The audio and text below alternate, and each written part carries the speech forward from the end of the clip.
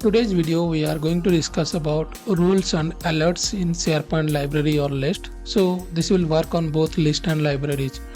So I will not repeat the same things in the list module because we are going to cover both the things here. Now you can see here our SharePoint site. On this, if you look at it, you can see there is our invoices library. Let me tell you first of all about the rules. Now if you'll see here, you'll go to automate and then you see here rules. Now here create a rule and manage rule. Now what are these options? So if you click on the rule, create a rule, now you can see it here. You can create some rules in the browser itself without using any other thing, for example Power Automate or anything, where you will get notified.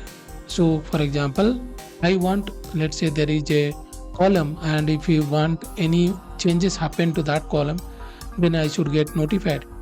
I should get notified when a new file is added. I should get notified when a file is deleted from the library. So I can create rules for it. Let's say I will create a new file is added.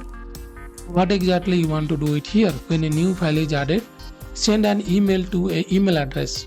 You can have the me means the logged in user. You can send email to created by, modified by, or whatever the people picker column here we have. In this case, if you'll see, I have a people picker column which is invoice manager. So that is also appearing here. So you can choose that option. So instead of going to create a flow on where you want a notification on that, you can do this thing by using a rule. So in this case, I will select me, means the logged in user will receive an email. If you don't want, then even you can put an email address here. Suppose I say this one, I can write a email address here on microsoft.com. So if you'll see here, I can write this one and then I can create. So now you can see here, whenever a item will be created, that one, the email will be notified to this person. And again you can see here there is a toggle button. If you want to disable it, you can disable it. So now what we'll do here is, I'll go here, let's say I will upload a file. In this case, I'll just take a file, let's say Word file 1. I can see here, I'll say keep both. Now you can see here I have that file. So if I'll now go to my email, then I should see that a file is created on this. Probably we'll just wait for a couple of seconds. The mail, you should receive that email. Meanwhile, I will go to another user. Let's say this is the user where I have logged in with user 3. You can see it here. And on this, I will try to create a Word document. In this case, you can see here, I'll say this is a Word file, and then I will simply make it to test doc, something like that. So now you can see here, I have added both files. I'll go here. You can see here the first email where I have added. You can see here Bijay added this file, and you can go to the properties, and then user 3 whatever added the document, you can see here that notification also I received it because I hard coded my email address, so I get it. So if we'll go to the if we'll go to the rule again, so I'll go to automate rules, and then anytime you can go to manage rules, so you'll be able to see the rules here. I'll create another rule. In this case, if you'll see here, the data in a column changes. Now this is quite useful. Suppose you already have a record where you don't want user to change anything, or if anything changes will happen, you should get notified on this. So you can choose a column. Let's say someone try to modify the customer name and changes to anything or a specific value, whatever you can is not this. So you can have that condition. So I'll check anything. Now this will change based on the column type that you will select. For example, let's say due date. when you say due date, you have you see there are more options on this which you can select. So I'll go back to the customer name to anything and then send an email to, I'll just put in this case me, or you want, let's say, who created the document, they should get notified, right? So if you want that way also, you can do it. Now you can see here, now whoever the person, even you can, let's say you want the invoice manager to know that the company this thing has been changed, so that you can also do in this case. Now what will happen is, if I'll say invoice manager, now I'll create. So now understand this, there is a rule which is saying that if anything we change in the customer name, the email should go to the manager.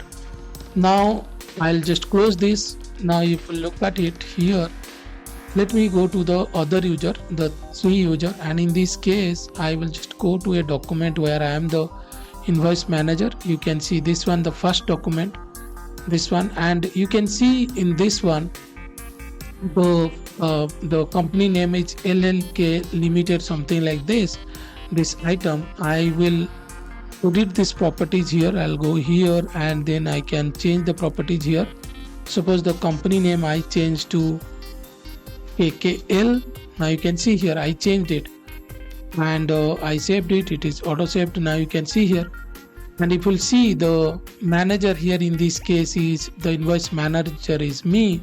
So if I will go now to my email, you can see here word file 3, you can see the customer name changes to this for this one, right?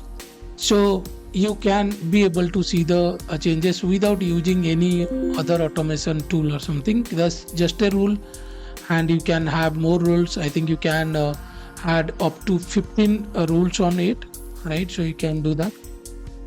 So I'll go to the manage rule and you can see clear rule. So same way, if someone deleted a file, you can write a rule, and if someone deleted a file, then you can get notification on this, and you have all the manage rules, you can do this. So this is where the changes. So almost a lot of things will cover if you just want notifications. So that's how you can use the rule. Now there is another thing which is alert me feature. Now if you look at it, this is the alert me feature, meaning whoever is creating this, they will get notified on this. So like in the other case, you see I can put a email address, I can put my email address, I can put any other person email address, I can also put a column which is a people picker column. I have all these options. But in this case, you can see here alert me, only it will create a alert which will be sent to this user. You can see it here, and even you can add to another user, but you cannot add to column value. And then look at here, there are other things are here, like what kind of changes you want to do when a new item is added, existing item modified, item deleted, right? You can have these things, and then what kind of changes that you can do it here. For example, any changes you want notifications, or you want when someone else change the document, not you have changed the document. So and also if you want to send a notification immediately, or a daily summary and weekly summary, this is also quite useful if you want to send an email based on weekly, let's say whatever the changes are there, you can have it. So I'll just put all changes. Here you see I want changes or any changes, so whatever changes they will do, I want this, and I want notification immediately. So that is what is the in this case you can see alert, I created it. So once you have this alert, so the alerts are created now, and anytime you can click on this alert again, and you should be able to see the alert.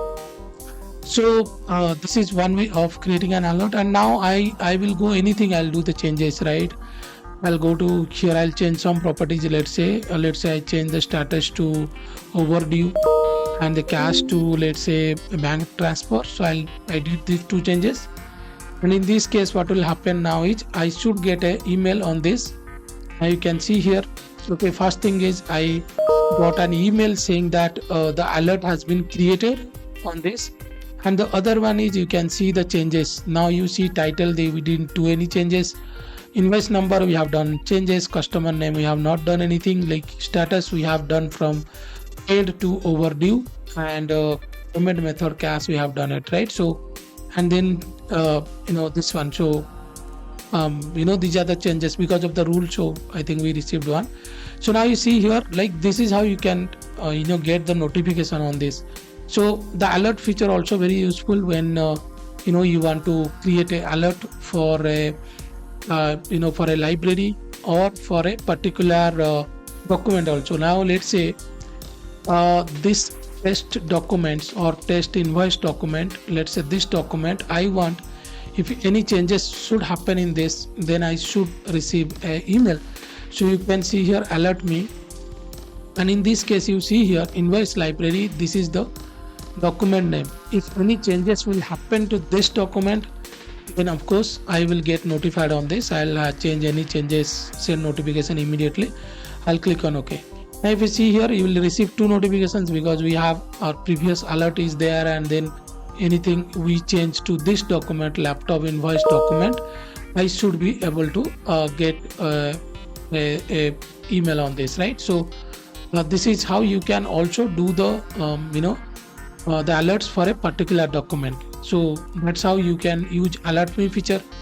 But I hope now you got it, like when you can automate things or when you can create a rule, and another one is how you can change or get the notification on the alert me. So alert me you can create for both library label and all a particular document label. But for the the rule, you can create a rule for this entire document library. Same thing will work as expected as like this only in the list also. I hope now you got it how you can use the rule and the alert me features.